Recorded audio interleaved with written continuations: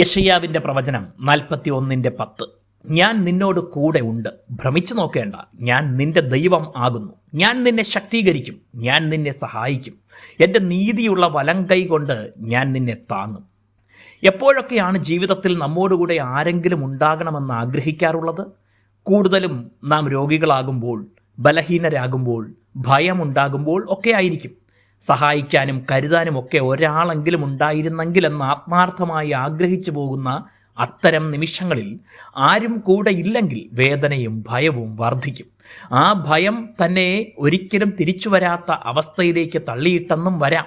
എന്നാൽ വാക്കുകൊണ്ടെങ്കിലും ധൈര്യം തരാനും ആശ്വസിപ്പിക്കാനും ആരെങ്കിലും ഉണ്ടെങ്കിൽ തിരിച്ചുവരവുകൾ സംഭവിക്കും. മുമ്പത്തേക്കാൾ കൂടുതൽ ശക്തിയോടെ ജീവിക്കാനും അത് കാരണമായേക്കാം. ആർക്കും കൂടെ വരാനാകാത്ത സാഹചര്യങ്ങൾ ജീവിതത്തിൽ ഉണ്ടാകുമെന്നത് ഒരു നഗ്ന യാഥാർത്ഥ്യമാണ്. ഒറ്റയ്ക്ക് ബലഹീനതയെയും ഭയത്തെയും അതിജീവിച്ചേ തീരൂ. നമുക്ക് മുന്നോട്ട് പോകണമെങ്കിൽ അതിനുള്ള മാർഗം തിരിച്ചറിയണം. ദൈവത്തിൻ്റെ മാറ്റം വരാത്ത വാഗ്ദത്തമാണ് അതിനാവശ്യം. യെശയ്യാവിലൂടെ നൽകിയിരിക്കുന്ന ഈ വാഗ്ദത്തം ചരിത്രത്തിൽ വളരെയേറെ പേരെ ധൈര്യപ്പെടുത്തുകയും മരണമുഖങ്ങളിൽ നിന്ന് വിടുവിക്കുകയും ചെയ്തിട്ടുള്ളതാണ്. ദൈവം അരുളി ചെയ്യുന്നു, ഞാൻ നിന്നോട് കൂടെയുണ്ട്. ദൈവം കൂടെ ഇരിക്കുന്നത് വെറുതെയല്ല, നമ്മെ ശക്തീകരിക്കാനാണ്. ബലഹീനരായ നമ്മോടുകൂടെ സർവശക്തനായ ദൈവം. ഏത് വൻ പ്രതിസന്ധിയെയും മറികടക്കാൻ മറ്റെന്തു വേണം? ആരെല്ലാം ഉപേക്ഷിച്ചു പോയാലും ദൈവം നമ്മെ വിട്ടുപിരിയുകയില്ല.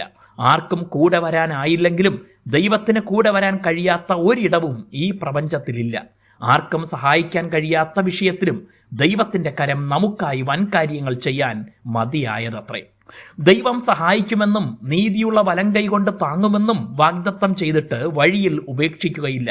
നമ്മെ നന്നായി അറിയുന്ന, ജീവിതത്തിലെ സകല കുറവുകളും അറിയുന്ന ദൈവം തന്നെയാണ് വാഗ്ദത്തം നൽകിയത്.